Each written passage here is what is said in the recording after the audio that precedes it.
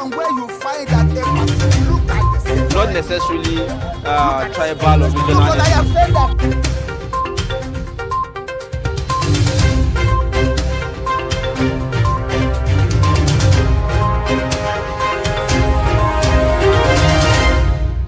Welcome back and thanks for staying with us on Daybreak right here on Trust TV. Right now we'll take a look at the front pages of the newspapers and we'll start with Daily Trust newspaper. This is the major headline on the front page. Wrong choices responsible for Nigeria's woes. Now this is according to Kwankwaso, and writers here said why merger talks with Obi collapsed. Win your polling units, get appointments, contracts, Atiku tells PDP members. And reject my husband after 4 years if he underperforms. Now, that is a statement credited to Tinubu's wife. Don't vote along ethno-religious lines, says Obi.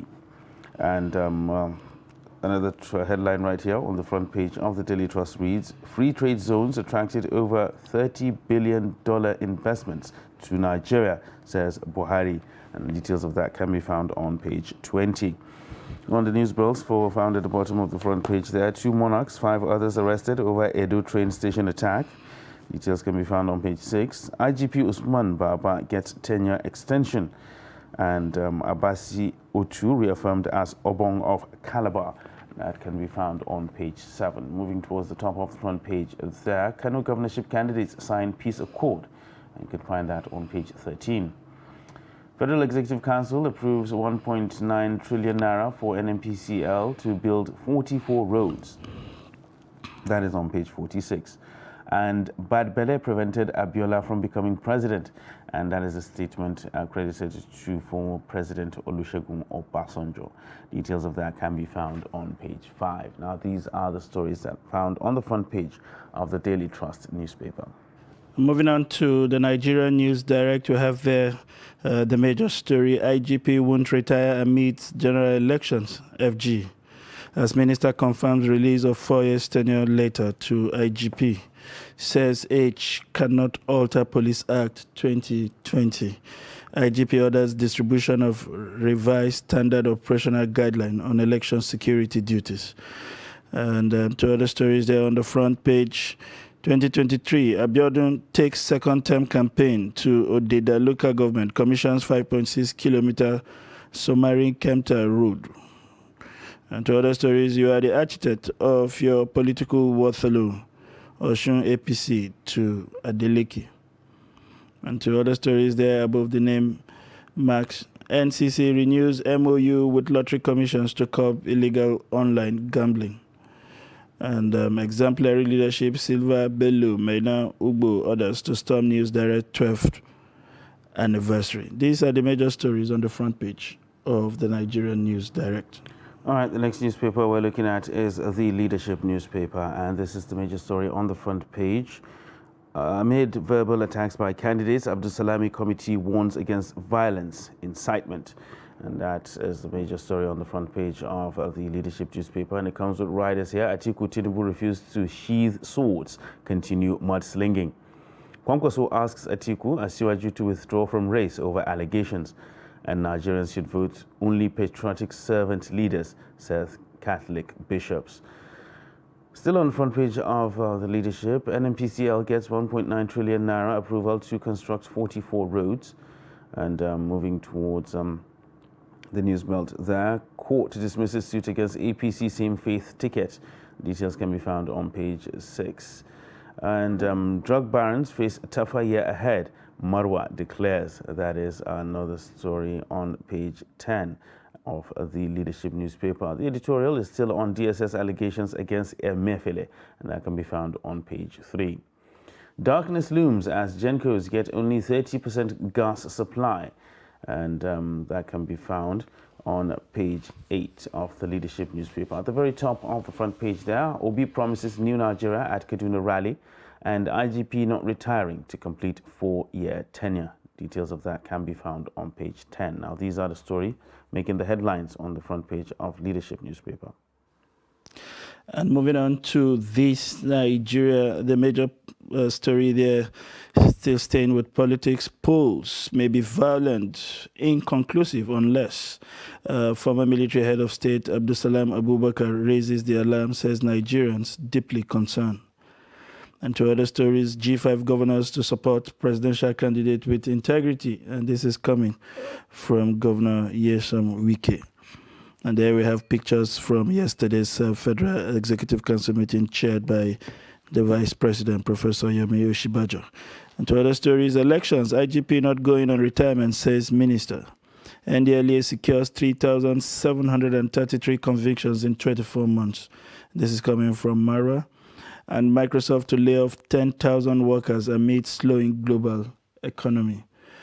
Some very concerning news there coming from the IT giant. And these are the major stories on the front page of this Nigeria. All right, the next paper we're looking at is First News, a newspaper. And on the major story on the front page carries this headline: Why we can't retire IGP middle of 2023 elections, says the federal government. And details of that story can be found on page 3. And the writers here says, as Minister confirms release of 4-year tenure letter to IGP, says Age Cannot Alter Police Act 2020. And of course, those are the offerings there, just in keeping what we have seen so far. So still on the front page of the First News, Didi Okoa back Beaver's constitutional role for monarchs. Now, that is another story on the front page of the First News newspaper. And still in talking about the First News newspaper there. 3 years in the saddle, thumbs up for Diri Skills Acquisition and Empowerment Programs. And of course, Edo train attack, 2 remaining victims rescued, 7 arrested, 2 village chiefs among arrested suspects. Win your polling units to get appointments, contracts, Atiku tells PDP members, and 2023, reject my husband if he fails to perform as president, according to Tinubu's wife. Qualities G5 governors preferred presidential candidate must have, and that is a statement attributed to Governor Nyesom Wike. Still talking politics, wrong leadership choices since 1999 responsible for Nigeria's woes, says Kwankwaso. And he says the big men are behind Nigeria's problems. NLC president, civil servants exchange blows over 1 billion naira housing project. Now that is another story on the front page of the First News newspaper. These are the major stories on First News newspaper this morning. Moving on to the flagship, the Daily Times. This morning, also staying with the story from the IGP, but moving on to all the stories there. $53 million debt. Emefiele asks appeal courts to set aside judgment summons. And to other stories, Nigeria to commence assembling aircraft soon. And this is coming from Sirika. Says first set of assembled aircrafts to fly before May. As FEC approves 1.905 trillion for works, aviation and environment contract. To other stories, unemployment, FG to launch labor statistics system in Gigi. And court rules on Abakari's objection to his trial in March 2022. March 22nd, sorry. And Fidelity Bank introduces cardless ATM withdrawal. These are the major stories on the front page of the Daily Times. All right, next we are going to talk about business, and we're looking at the Business Day newspaper this morning. And a major story on the front page reads, petrol scarcity persists, drains pockets. And that is quite an interesting one there. Power generation tumbles to 3.738 megawatts. CBN cash limit chokes informal businesses. And demand for helicopters, private jets rises on election campaigns. And details of that can be found on page 2. Nigeria's economy risks depression if reforms are delayed, says the NESG. And NNPC gets Buhari's nod to invest additional 1.9 trillion naira in roads. I won't step down for Peter Obi, says Kwankwaso, as Business Day dipping into politics there. And these are the major stories on the front page of Business Day newspaper this morning. All right, and with that, we will go into the review proper this morning. And of course, right here in the studio, we have Nasrullah. I wanted to say co-anchor once again. And he's here to offer perspectives right here in the studio. You're welcome as usual. Thank you. Good morning. All right. Pleasure. So it's all about politics. We saw the Labour Party candidate at Chatham House a day earlier. Yesterday we saw the NMPP candidate, Onkwosu, went there as well. Rallies been here and there. Atiku telling PDP members that they will show election results of their polling units before they get contracts and appointments and all that. So the political terrain seems to be heating up. With all the mudslinging, name calling, accusations, counter accusations, some people are even taking people to court about some allegations and whatnot. How healthy is this for the polity this close to the election? Well, you know, we are getting like 37 or so days to the election, and nobody will want to be caught off guard. So it's like, you know, putting all your cards on the table, even the ones that are fair, the ones that are not fair. You know, for politicians, all that matters is just to win election.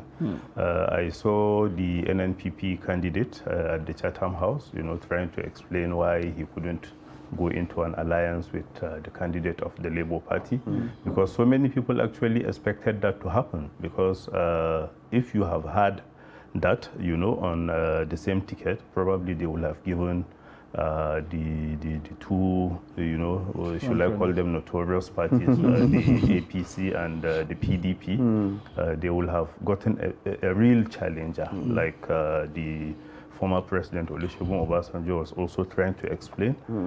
Actually, we need a new party, but that's for the electorate to decide, you know, based on the arguments they have had, based on the manifestos, based on the things that they know about all these candidates, so that they will be able to, in the end, make an informed decision. So if it is the will of the majority for one of the two major parties to continue in office, that's democracy for you. Whoever ends up becoming the president should be able to carry all the others along, because we are talking about the need to have a government of national unity. Right now we have had to endure so much fracture, you know, and even dislocation at some points.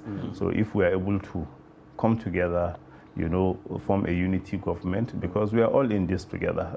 If Nigeria achieves anything in the end, you know, we'll all be here to celebrate it.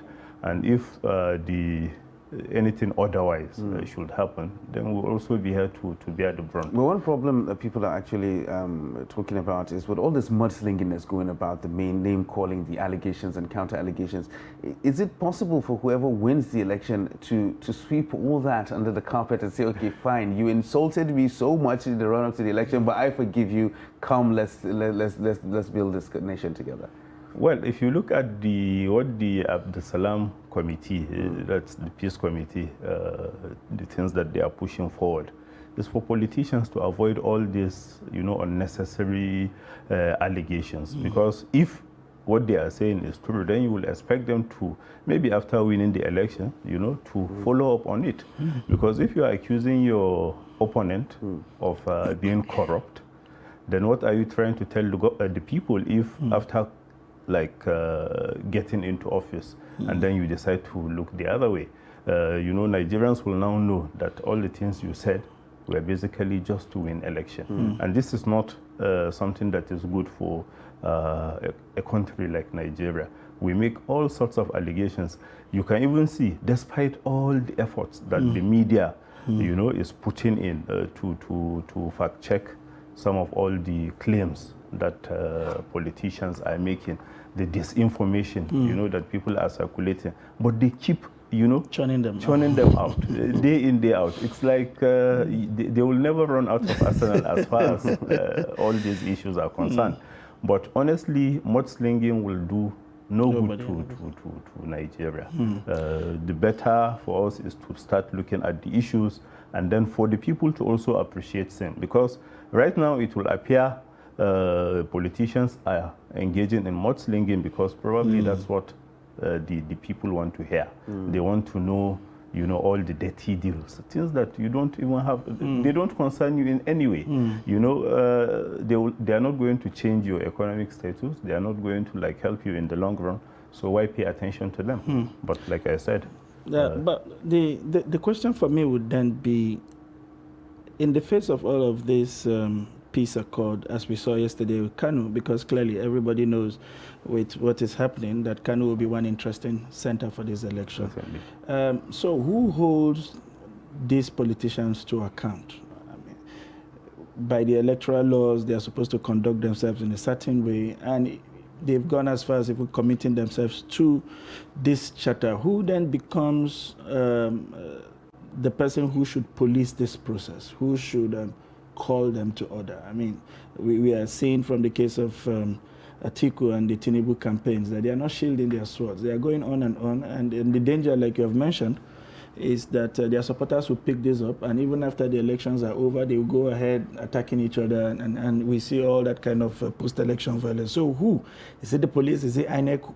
Whose responsibility is it to call these people to order? Well, if you remember, there was this attempt by, I think it's still ongoing, by the electoral body to have an electoral offense commission to be looking at offenses that, you know, relate to the election, whether it's the campaigning, you know, the actual voting process, and other associated things. But I want to believe that as at the moment, you know, as it is now, our laws are, you know, they are enough to handle issues like this. The police should be able to handle this. We don't have to wait until you have a commission, you know, to start doing that, because as far as we are concerned, that commission may not even come to fruition. So the police, you know, this is a very good time for the force to actually show Nigerians what they are capable of doing, so that the proponents of, you know, disbanding the police, or like breaking it into smaller, so that we have a state police, you know, so that they will use the opportunity to show Nigerians that these are things that they can actually handle. Because some of the arguments that people are making against the state police is when a governor, you know, is the one who like decides who the commissioner of police is. That commissioner of police may be 100% loyal to him, and he may start going against all the opponents of the governor and what have you. So if the police at the center, because they are also at the forefront, you know, of the argument against having the state police. So if they can use this as an opportunity to show Nigerians that whoever breaks the law, you know, he will be prosecuted. If they are able to do that, I think we will be clear on that. But right now, we don't have to wait for any electoral offenses commission or a new body to be able to handle issues like this. All right, let's move slightly away from politics. We can't divorce everything completely away from it right now, because that is the end thing, but let's try and move slightly away from it. The Edo train station attack, we heard that the victims were rescued, and 7 people have been arrested, including 2 monarchs. How worrisome is that? Well, this is not the first time that our, you know, people in the traditional institution will be, and I don't see this as anything different. You know, there are also people, you know, with all the failings and, you know, of the human being. Just because you are wearing a turban or putting some beads and what have you, that does not make you different from other people, you know, but it's worrisome that, you know, we look up to the traditional institution for some form of, you know, serving as role models to the people, because we see you as somebody that is credible, somebody that is honest, you know, somebody that other members of the society can, you know, be advised to even look at, so that we have a very functioning society. But it also speaks to the fact that our traditional institutions are now conferring titles on, people sometimes of questionable character, people that you don't even know, people that don't have the pedigree. They find their way into the traditional institution. And like I said, they are also human beings. They have their own feelings. So they may end up taking those failings into the traditional institution, which is quite unfortunate. But now that we are having these allegations against them, we should give them the opportunity to also clear their names, because it wouldn't be good. Because the problem with Nigeria actually is once there are allegations, people may not wait for your own side of the story. They see it as basically, a done deal, that like you are just guilty as charged, and that may not be necessary. That may not be the case all the time. So I hope now that we are making the allegations, we'll also give them the opportunity to respond to these allegations. If in the end we are able to establish, wrongdoing on their part, then like I said, our laws are there. They should be allowed to take due course. Interesting developments there from Edo, and somehow the police have stopped giving us updates about the chase on the adoptees.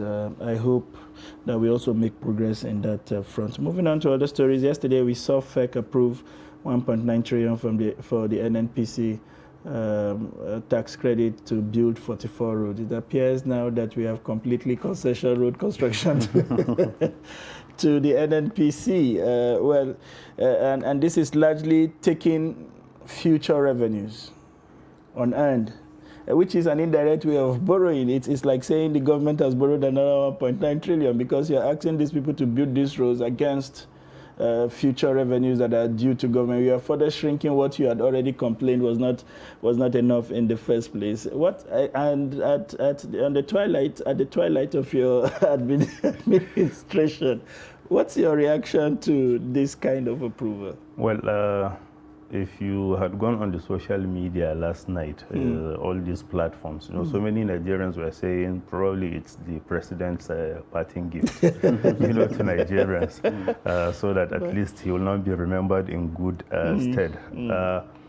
But like you said, even if it is not the same as borrowing, you are also forfeiting, money that will be due to the government. And even though some people are celebrating this, I don't see this as calling for any form of celebration, because it's basically the government giving out, handing out what it's supposed to do, to others to do. Because yes, the NNPC is now a company, so we expect the NNPC to also give us money in tax and other earnings and what have you. So now that you are saying do this, which is supposed to be the duty of the government, and then who is there to even find out exactly how these things are going to be implemented? So I would rather, we allow the NNPC to pay their dues as expected to the government, and then for the institutions of government to be able to handle things like this. That's why we have the government in place.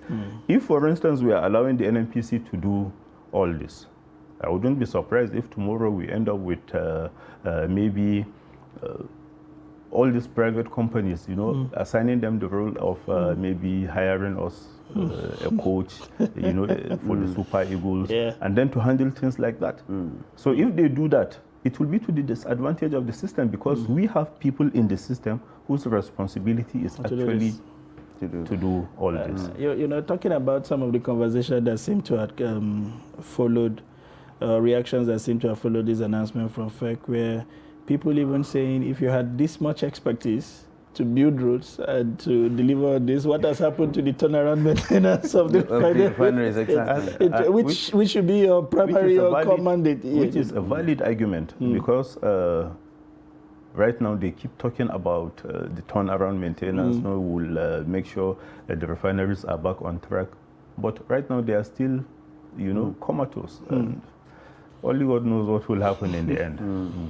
All right. Well, and one issue that seems to be making the rounds, I think, we could have joined that with all the political stories that we actually took, but still, it's quite generating a lot of interest. Is the retirement or non-retirement of the Inspector General of Police? His tenure was supposed to expire, and he was supposed to retire within, and then now we're seeing that it has been extended again. Necessary laws were actually quoted to address that. How significant is that going into the election? I mean, would it have been disruptive if the IGP had retired in the middle of all this? Yeah, certainly. Even at the moment, there are some struggles, jostling in trying to see who will replace the Inspector General of Police. So I think it's good that he should be allowed to at least, and because if we go by the reports, he's going to be 60, I think, on the 1st of March. And that's 11 or so days to the governorship election. So it will be good for him to supervise both the presidential and National Assembly elections, as well as the governorship and the state assembly elections. Because if you allow somebody to come in, certainly the system will be disrupted, because he may come in with his own, thinking and other things. And if you do that, I don't think it will be good for the system. But one thing I find strange, is what the Minister of Police Affairs said, that IGs are now supposed to have a tenure of 4 years. I don't think this, in the long run, this will be good for the system. I don't think it will be good for the system, because our laws are clear. If you're a public servant, once you are 60 or put in 35 years of active service, you should allow others to also come and have their own day, because you are not indispensable. Nobody is indispensable, our former chairman used to say, because if you die today, somebody is going to carry on tomorrow. So that's a basic fact, and people should not deceive themselves into thinking that if they are not there, nothing is going to happen. So honestly, for you to give an Inspector General of Police 4 years, I don't think it's a good thing. They should allow. It's good to have some extension so that he can finish the election. But I would rather we allow the incoming administration to decide who to work with, because if you do that, they may find it difficult to work with whoever you may want to assign. So many fronts there where you find issues with that. Another 4 years will mean all these juniors will also not have the opportunity to attend the IGP-ship, especially if they have fewer years to go. But let me get your final thought in 30-45 seconds before you go. The Business Day here is reporting that demand for helicopters and private jets on the rise on account of election campaign. Is this what is expected? I mean, we've been shouting that there is no money, and suddenly all the packed private jets seem to be busy, globe-trotting, or country-trotting, as it were, every nooks and cranny of the country. What's your perspective on that? Well, I hope we are getting all the monies that we are supposed to be getting, because there are monies that they are expected to pay. Is it, what do they call it? Is it parking? Parking. If we are able to get money out of that, then good for the system. But if we allow it to be happening on a man-knows-man basis, then it's going to be bad for the system. I hope the way they are putting all these resources, to look for our votes, they will also put in all the necessary, efforts to see that the nation is developed in the end. Interesting perspective there. And we also hope, in addition to what the editor-in-chief of Deadline newspaper has said, that the chartered flight would also be busy for the sake of the boom in the economy, and not just during political season. We've been talking to Nasri Lawal, who has provided us very interesting, very educative insight into the issues that made the front pages of the newspaper this morning. We hope to see you next time to provide us even more insight. And that will be all on the newspaper review. At this time, we'll see at the top of the hour with more interesting packages. Please stay with us. But in a situation where you find that look at the Not necessarily tribal or regional. But I have said that